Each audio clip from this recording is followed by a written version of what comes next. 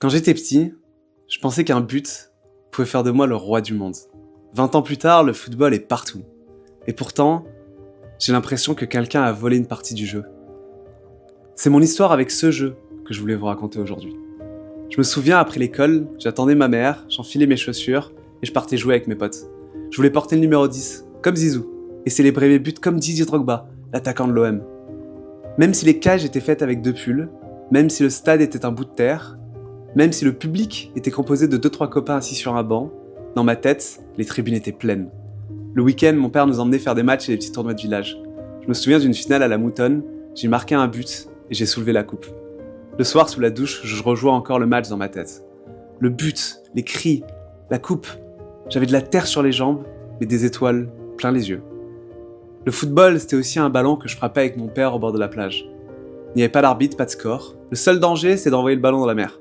Après une journée à être anxieux à l'école, je pouvais enfin passer quelques heures sans penser à rien. Le football ne servait à rien. Et c'était précisément pour ça qu'il était si important. Puis j'ai grandi. Ou peut-être que c'est le football qui a grandi. Il a grandi trop vite, jusqu'à devenir un produit gigantesque. Alors évidemment, l'argent existait déjà quand j'étais enfant. Mais aujourd'hui, j'ai l'impression qu'il n'est plus seulement autour du terrain. Il est devenu la raison pour laquelle on a agrandi le terrain. La Coupe du Monde, c'est plus 64 matchs, c'est 104. 40 nouvelles occasions de vendre des billets, des abonnements, des publicités. Et maintenant, on vend même des bouts de pelouse.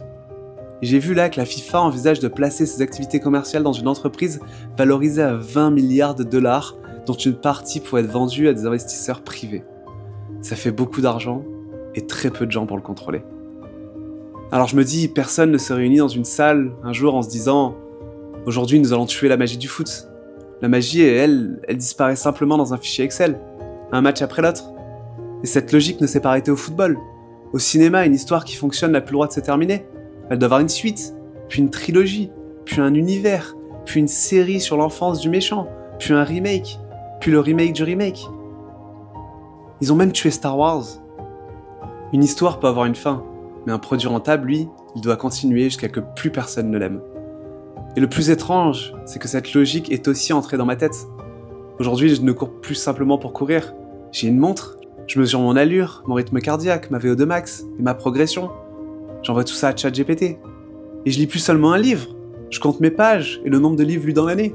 Quand je crée une vidéo, je ne vois plus simplement une idée. Je vois un titre, une miniature, un taux de clic, une courbe de rétention.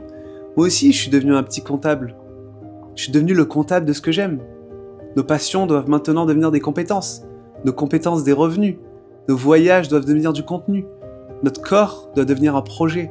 Même notre repos doit nous rendre plus productifs. Nous ne savons plus laisser une chose être inutile. Alors je pense que le capitalisme n'a pas détruit nos passions. Il a fait quelque chose de plus discret, de plus insidieux. Il les a laissées en place, puis il a doucement changé la raison pour laquelle elles existaient. Le jeu est devenu un produit, l'histoire est devenue une franchise, l'artiste est devenu une marque. Et nous sommes les petits patrons de chacune de nos joies. Alors j'aimerais réapprendre à protéger quelques morceaux de ma vie, courir sans regarder mon allure, lire une phrase juste parce qu'elle est belle, créer quelque chose que personne ne verra peut-être jamais, faire quelque chose qui ne grandira pas, qui ne deviendra pas un projet, quelque chose qui ne sert à rien. Quand je repense au football de mon enfance, mon souvenir le plus précieux n'est finalement pas mon but en finale, c'est même pas la coupe que j'ai soulevée, c'est ce ballon que je frappais avec mon père au bord de la plage. Il n'y avait pas de caméra, pas de stats, pas de sponsor, pas de contenu. Pour le marché, il ne laissait absolument rien passer. Et pour moi, tout était là.